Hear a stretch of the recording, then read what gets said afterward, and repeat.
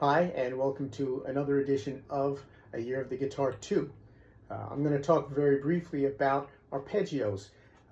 There is a book that I use with many of my students, a collection of 120 different arpeggios by the composer Mauro Giuliani.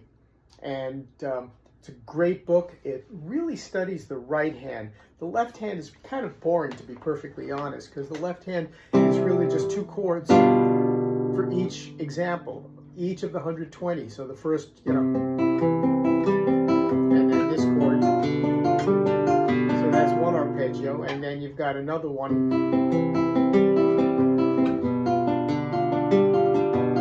And then another arpeggio.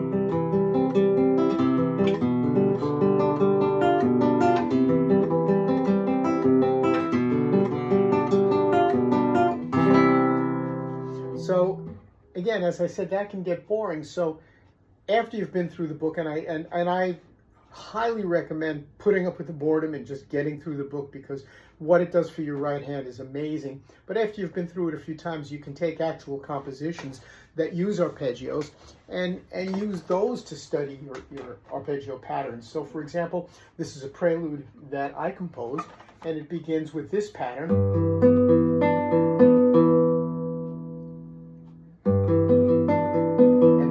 Next beat moves to a different chord with a slightly different pattern. So I could go back and forth between those two a couple of times. Then the next measure goes to a different chord, but the same as the first arpeggio pattern, and then a